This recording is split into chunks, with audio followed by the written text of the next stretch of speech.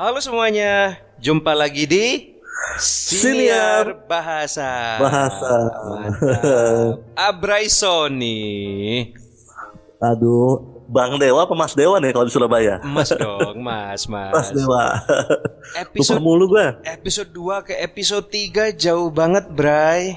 Tampaknya agak ini ya, agak disibukkan kita dengan job-job yang agak padat merayap ini kita nih. Alhamdulillah. Alhamdulillah. Padat Semoga merayap. semoga yang mendengarkan juga semua jobnya lebih padat merayapnya. Amin, amin. Sukses bareng-bareng kita. Oke, Betul, langsung betul. saja tanpa membahas tentang problem teknis yang ternyata masih juga kita alami. Tetap episode ketiga masih ada problem teknis tapi tidak akan kita bagi malam ini. Kita langsung masuk ke topik kita malam ini. Abang Sony Iya silakan. betul. Jadi kita sebenarnya mau bahas tentang tipe-tipe pekerjaan untuk penerjemah nih. Nanti kita mungkin bahas sedikit masalah juru bahasa lah. Kalau memang ada closing pad-nya lah.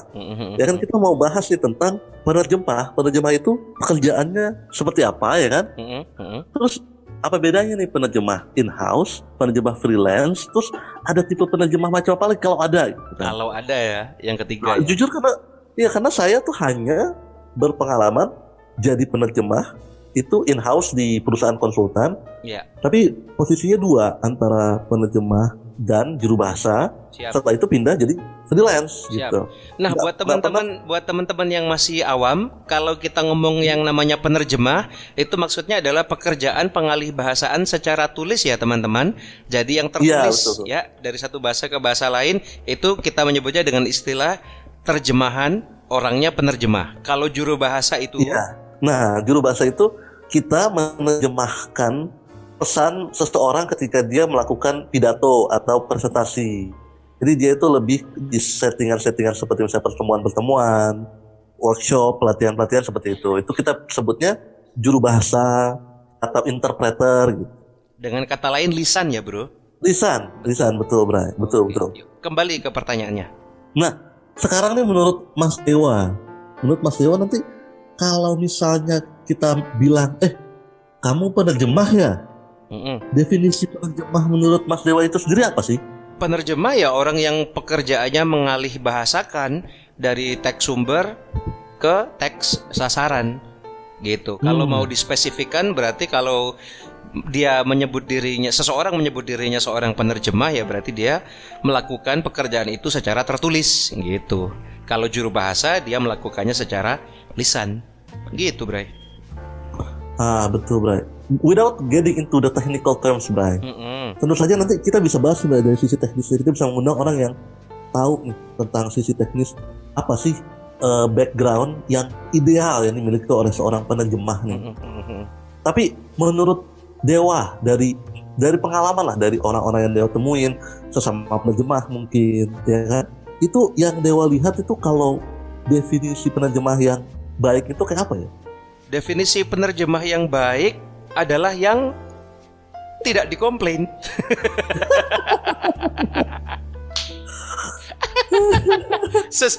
Sesederhana itu ya. Iya, Betul, apa ya kalau penerjemah yang tidak dikomplain karena apa ya? Ini kalau kita ngomong ke masalah industri ya. Kalau kita ngomong ke masalah akademis, tentu standarnya semuanya jelas pada poin mengikuti kesesuaian segala macam. Tetapi kalau kita ngomong di industri, penerjemah yang baik adalah penerjemah yang tidak dikomplain oleh kliennya. Penerjemah yang sangat baik adalah penerjemah yang dipakai lagi sama kliennya. Menarik, Bray. Maksud gue ini kan sisi yang standar yang membuat orang bisa bekerja dan bertahan di dunia penerjemahan sih. Gue suka sih definisi yang lo bilang karena pada akhir kita bisa saja mendefinisikan diri kita misalnya, gue penerjemah, gue lulusan universitas terkemuka di luar negeri, nilai gue A semua, ya kan? Dosen-dosen gue semua merekomendasikan gue gitu kan. Gua teori apal di luar kepala. Iya. Lalu kita keluarlah menemui klien. Klien oke, bagus nih, ya kan? Dalam in paper bagus gitu kan. Lalu dibuatlah job buat dia. Pada akhirnya kan the real challenge, the real battle itu kan apakah hasilnya terjemahan kamu itu diterima sama klien atau enggak gitu kan. Regardless of, maksudnya your background can help you doing the job easier gitu kan, and well gitu kan. Tapi kan at the end of the day klien menilai lu gitu kan. Ya udahlah, gue suka dia karena gaya bahasa cocok sama gaya bahasa gue gitu kan. Jadi kembali kan Bray, poin yang lu kemukakan tadi kembali ke bahwa kita bisa nih mengemukakan sesuatu, menerjemahkan sesuatu sesuai dengan teori yang kita terima di bangku pendidikan kita gitu kan. Tapi at the end of the day kalau klien bilang, oh nggak suka itu, nggak ribet gitu kan. Gue mau bahasa ganti gini aja bisa nggak gitu kan. At the end of the day kita juga dinilai oleh klien kita gitu kan. Kita bisa aja bilang, oh ini adalah saatnya mengedukasi klien juga bahwa lu guys, namanya ini loh caranya, struktur katanya gitu kan. Tapi disitulah kemampuan kita diuji kan, kemampuan kita menjelaskan kenapa kita milih bahasa A atau B gitu kan. Selain kemampuan menerjemahkan, berarti kemampuan menjelaskan kenapa kita milih bahasa yang kata yang itu bukan kata lainnya, itu kan penting gitu kan, penting juga gitu kan bang. Hence di mana lu bilang oke, nggak dikomplain klien gitu. Gue suka sih sebenarnya definisinya simplifying gitu kan, maksudnya keep it simple gitu. Tadi awalnya sih buat itu ya bro, sedikit banyak sih bercandaan gitu. Maksudnya bercandaan itu adalah definisi yang apa ya, definisi praktis, definisi komersil. Tapi ada poin yang menarik yang kau sampaikan tadi, bahwa semua ilmu-ilmu yang dipelajari di bangku perkuliahan atau ilmu-ilmu yang dimiliki sebelumnya itu bisa jadi tidak terpakai atau bisa jadi terpakai. Contoh kasus gini. Hari ini kita akan sebenarnya tadi ya bro ya, kita mau mengundang salah satu legenda hidup dari dunia penerjemah Indonesia, Mbak Dina Begum. Mbak Dina Begum ini bukunya udah kayaknya sih sudah ratusan buku yang diterjemahkan oleh beliau. Kayaknya sih sudah ratusan buku, right? Bisa dicek. Mbak Dina, next time Mbak lagi Dina, ya. Next time mau dong. Gitu. Nah, Mbak Dina itu ternyata bukan lulusan dari sastra Inggris atau bukan dari jurusan kebahasaan loh. Serius ya. Jadi mungkin secara keilmuan formal Mbak Dina mungkin tidak punya, meskipun aku dengar beliau juga sekarang sedang mengambil studi yang benar-benar terkait dengan penerjemahan. Tetapi pengalaman beliau itu sudah jelas, sudah pasti cukup untuk membuat terjemahannya setidaknya cukup baik untuk dipakai klien berulang-ulang. Itu yang pertama. Yang kedua, poin yang kau sampaikan juga menarik, Bray. Bagaimana kalau kita mengedukasi klien? Aku juga pernah melakukan hal yang serupa. Ketika klien bertanya, loh mas, kok terjemahannya kayak gini? Kan teks sumbernya seperti ini. Nah, kemudian dengan background keilmuan yang kita miliki, itu kita bisa menerangkan, Bray, bahwa oh gini loh Pak, alasan kenapa saya memilih ini karena secara keilmuan, secara linguistik ada landasan teorinya. Nah, itu kadang klien bisa paham gitu. Menarik, ya, menarik banget. Karena gue baru baca nih, tadi juga baru baca, dan itu di-share sama kawan-kawan penerjemah juga. Jadi translation gitu kan, translation bahasa Inggrisnya, itu asal katanya itu dari Anglo French, Bray. Itu turunannya dari bahasa Latin sebenarnya. Translatus namanya. Trans itu kan across gitu. Across ya, over gitu. Translatus itu sebenarnya past participalnya fere. Fere itu dipakai buat bahasanya sekarang ferry, membawa gitu kan, to carry. Jadi ferry. Ya jadi translator, Bray, translator dalam arti kata bahasa Latin itu sebenarnya adalah operator ferry. Berarti dalam turunan makna itu berarti orang yang membawa kalimat dari one shore to another shore gitu. Jadi memang penerjemah itu kita membawa katanya dari satu dunia dari ke dunia lainnya, ke titik yang lain. Ya, yang dunia itu bahkan tidak terkoneksi gitu, baik budayanya berbeda, gitu kan, latar belakang mereka membentuk kata juga berbeda gitu kan. Kayak misalnya di Indonesia kan kalau kemarin itu bisa 1 hari yang lalu bisa 1000 tahun yang lalu gitu kan. Kalau kita ngomong bahasa Indonesia gitu kan, karena terjemahan yang baik adalah terjemahan ketika dibaca seakan-akan itu bukan terjemahan, seakan-akan ditulis oleh orang native speaker itu sendiri gitu kan. Nah, di situ kan banyak tantangannya kan. Maksudnya selain kita harus bisa bahasanya, kita harus tahu mengapa mereka memilih kata A bukan kata B gitu kan. Dan pemahaman kita tentang bahasa itu kan kadang nggak sama gitu kan. Misalnya ini lucu aja, pernah gue dapat klien gitu kan. Kliennya di dalam kata sambutannya dia itu pemimpin perusahaan yang bilang, oh kita akan mengarungi masa-masa yang berat gitu. Karena ini adalah eranya disrupsi gitu, eranya disubsidi dari perusahaan-perusahaan IT base gitu kan. Lalu dia bilang bear with me, tapi ditulisnya BARE gitu. Lalu gue bilang bukan BARE dong. Asal katanya adalah harusnya bear gitu kan. Which is dia bilang kalau bear itu beruang kan, nggak mungkin dong gitu kan. Tapi kan gue harus jelasin ke dia kan, gue harus jelasin dia kenapa bear ini sama dengan bear beruang atau sama dengan, dan kenapa nggak bear gitu kan. Untungnya dia adalah generasi 80-an gitu. Jadi Bapak tahu nggak Bare Naked Ladies grup band gitu kan. Nah bear itu artinya telanjang Pak gitu. Saya bilang gitu. Kalau Bapak bilang bear with me, yuk artinya Bapak udah telanjang bareng gitu. Loh iya. Oke. Lalu bear ini asal kata dari mana dibilang gitu kan. Untung gue tahu Bray. Pusing kan kalau tahu. Yo. Ya kan?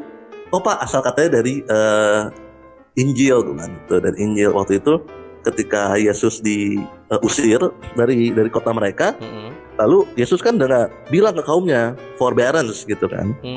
Forbearance itu artinya yuk bertahan denganku gitu. Have faith in me gitu kan, forbearance. Nah diserap oleh bahasa Inggris jadi artinya bear gitu, bear with me. Untungnya gue tahu itu kan. Dari situ ketika kita mampu menjelaskan itu udah Bray, semua dokumen yang gue terjemahkan lebih dipercayai sama mereka karena gue membangun kepercayaan itu gitu kan. I see. Jadi keilmuan juga bisa jadi sebuah instrumen penting untuk membangun kepercayaan ya. Betul. Karena ketika orang nggak setiap saat klien minta penjelasan kenapa kalimat ini gitu dan apa latar belakangnya. Tapi ketika ditanya dan lo mampu menjelaskan, that's it Bray. Kepercayaan klien meningkat di titik itu gitu. Dan kedepannya mereka akan lebih mudah percaya sama hasil yang kita kerjakan karena mereka tahu bahwa kita membentuk kalimat untuk menerjemahkan itu nggak hanya misalnya kata per kata gitu kan, tapi kita melihat konteks keseluruhan gitu. Bahkan landasan historisnya ya kalau ada gitu. Betul. Nice, keren. Nah sekarang kan kalau misalnya nih Bray, kita udah punya nih kemampuannya, kita udah pengen, kita udah suka menerjemahkan. Sekarang kita nerjemahinnya siapa gitu kan? Jobnya ada nggak gitu kan? Kalau ada, kita nyari jobnya di mana yang paling ideal buat kita gitu kan? Menurut lo Pak, apa nih job atau di mana tempat mencari job penerjemahan yang paling ideal? Paling ideal itu tentunya sangat berbeda-beda antara satu orang dan orang yang lain. Itu berbeda juga dari kapasitasnya, dari keilmuannya, dari wawasannya. Contoh gini. Ketika aku dulu masih berkuliah, maka job yang paling ideal buat aku itu aku dapatkan dari kakak kelasku karena memang skopku cuman segitu gitu. Nah di titik ini, di hari ini, job yang paling ideal buat aku adalah dari perusahaan lu. Itu dari agensi lokal, dalam hal ini agensi lokal, sesama agensi lokal. Nah buat dirimu tentu kamu tidak mengambilnya dari rekan sesama agensi lokal Bray, bisa jadi langsung dari korporat besar. Dan aku yakin teman-teman di luar sana adalah mereka mungkin justru dapatnya dari perusahaan-perusahaan atau agensi internasional dari Amerika, dari Mesir, dari India gitu. Karena apa? Karena mereka mampu gitu aja. Aku pun di titik ini masih mencari klien-klien luar negeri gitu. Ada sih beberapa yang nyantol yang dari Mesir misalkan dan lain sebagainya, tapi ya nggak sebanyak dari yang didapat dari agensi lokal gitu. Bahkan akhir-akhir ini yang sering masuk ke aku itu apa coba Bray? Artikel-artikel dari UI. Mahasiswa S2 UI. Karena S2 kan sekarang kalau tidak salah ya di beberapa perguruan tinggi, kalau tidak semua, itu diharuskan membuat publikasi internasional. Nah, itulah yang akhir-akhir ini mengalir deras dari UI di Jakarta dan dari UNER di Surabaya. Nah, itu alhamdulillah banget. Nah, tiap orang tentunya akan mendapatkan jalan yang berbeda. Iya sih ya, menarik sih Bray. Nah, mungkin bisa diceritain sedikit Bray.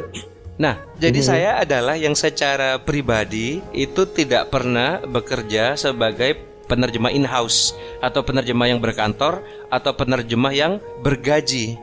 Tetapi per hari ini saya akan mengambil beberapa penerjemah in-house gitu. Gila kan gitu. Tapi dari beberapa pengalaman yang pernah aku dengar dari pekerja-pekerja in-house di Malang tuh, yang terutama yang paling banyak, yang pertama mereka digaji, ada keamanan tuh, ya kan. Kedua, biasanya mereka beban kerjanya tetap.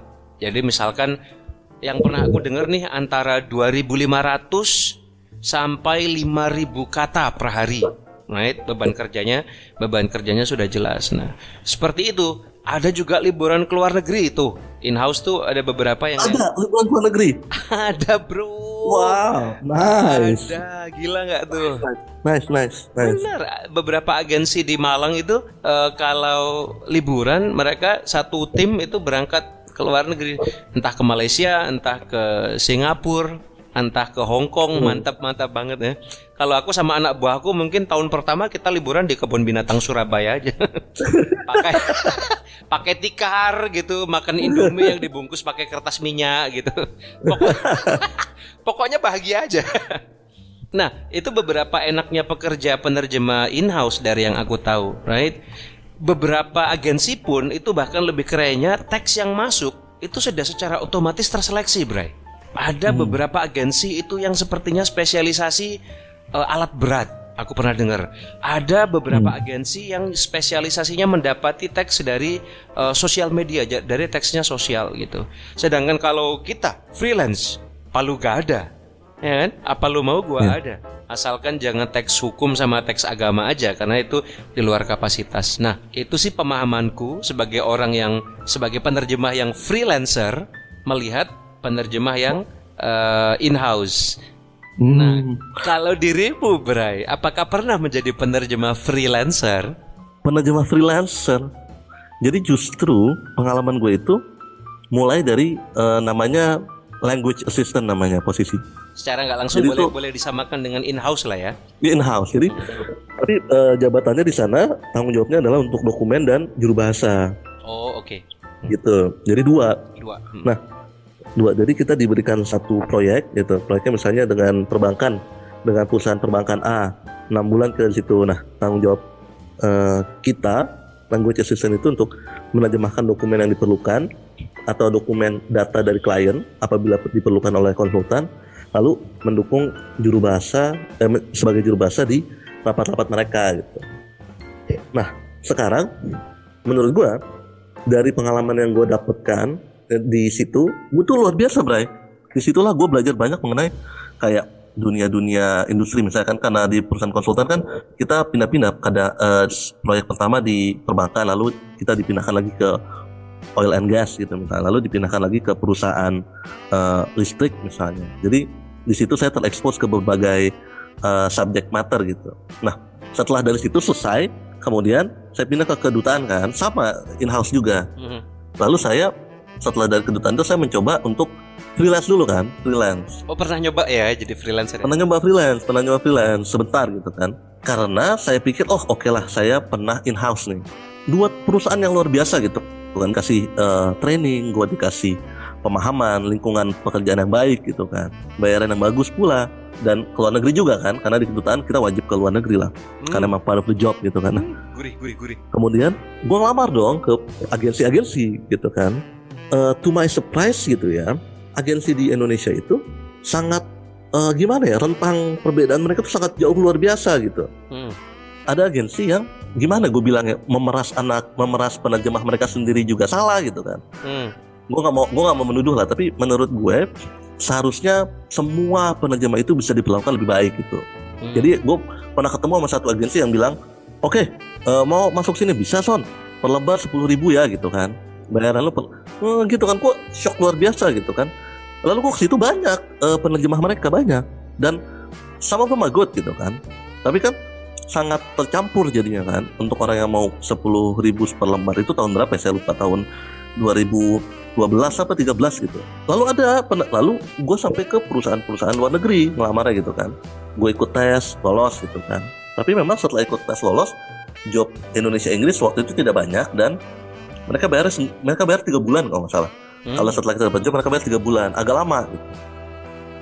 Dan di Indonesia banyak sekali yang gue temukan seperti itu, yang saat ini maklar gitu. Jadi ada job, mereka ambil sekian, mereka potong, mereka kasih ke penerjemahnya gitu kan, which is fine. Model bisnis seperti itu is totally legit gitu kan. Tapi gue pikir kayaknya bisa deh kita bikin agensi yang memang memberikan pengalaman seperti yang gue alami di pengalaman gue dulu gitu.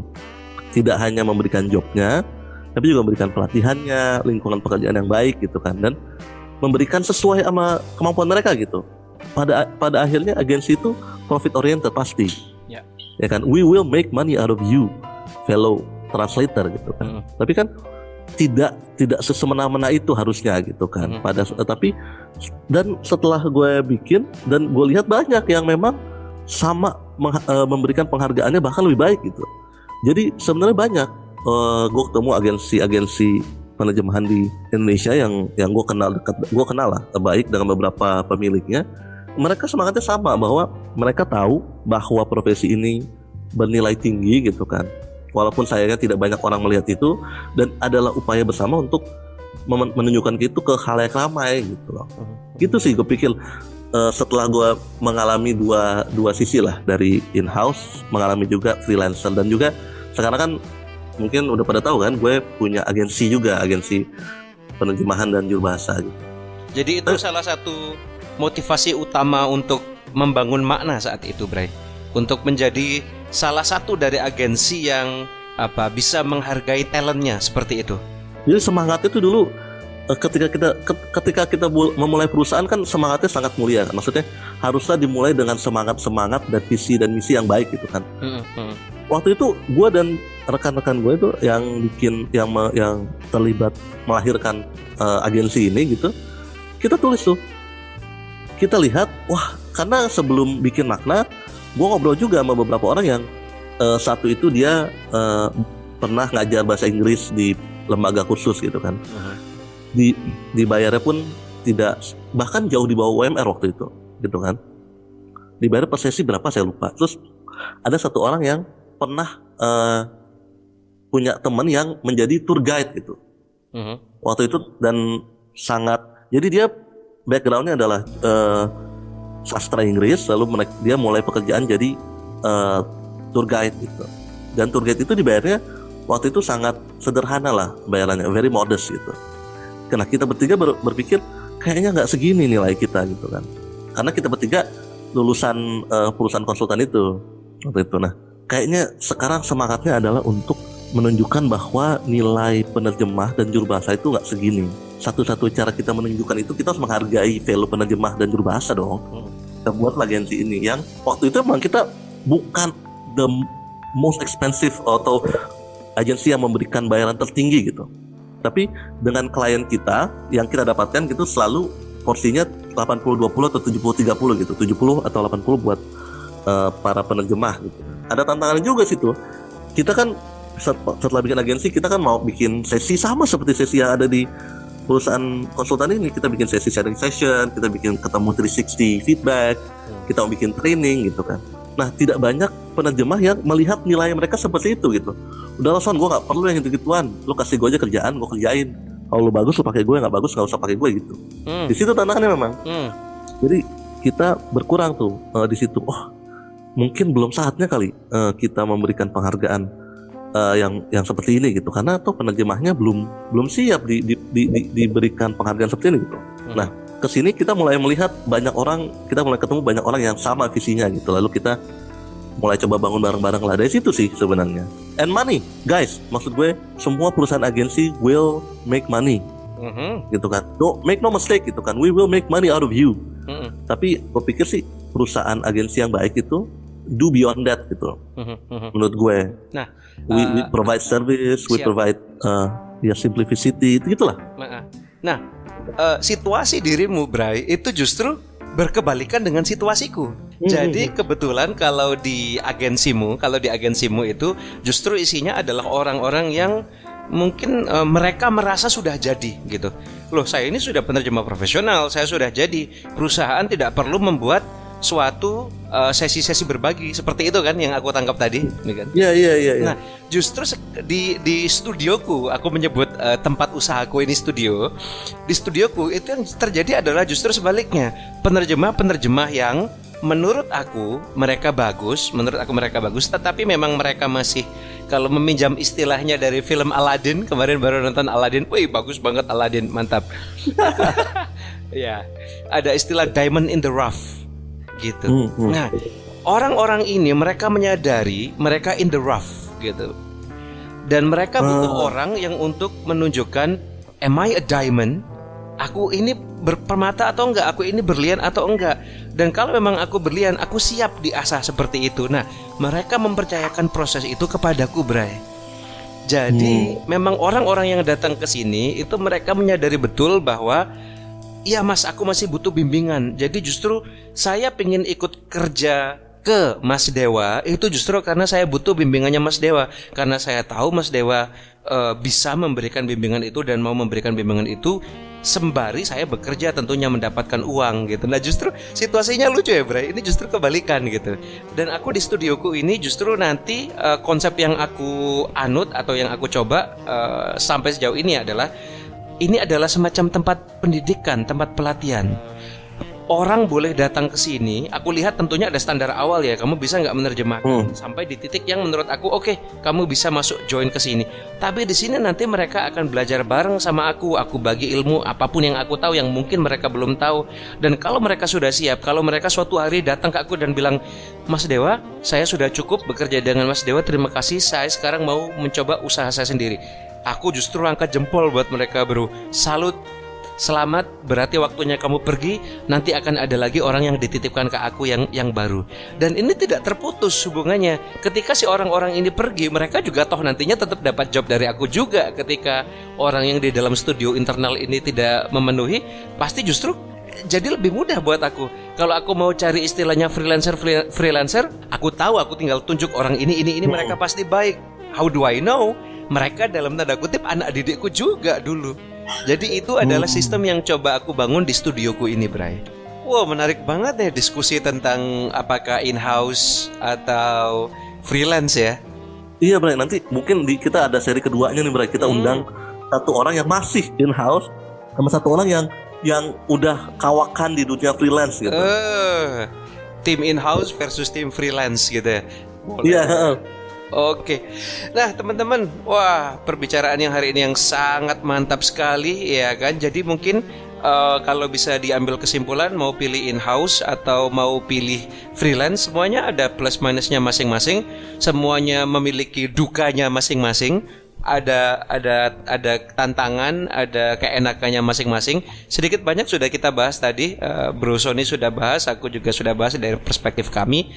Mudah-mudahan cukup membantu untuk teman-teman yang masih galau untuk menentukan apakah saya menjadi pekerja bahasa, baik itu penerjemah atau juru bahasa freelance atau in-house. Betul, Bray. And if I may add gitu ya, regardless of what you choose gitu, whether you wanna try to be a freelancer first atau mau apply ke perusahaan-perusahaan yang membutuhkan penerjemah atau agency atau studio, the most important questions adalah kawan-kawan udah siap belum? Bukan hanya siap dalam hal waktu gitu ya, dalam hal kemampuan bahasa A dan bahasa B, tapi kemampuan untuk bekerja dalam tim gitu. Kalau kawan-kawan freelance, kalau kawan-kawan in-house, at the end of the day kawan-kawan bekerja dengan tim. Di freelance pun kawan-kawan akan bekerja dengan penulis kan? Ya. Gitu kan? Di in-house kawan-kawan bekerja dengan serangkaian sistem yang menghasilkan laporan yang harus kawan-kawan terjemahkan gitu. Jadi, can you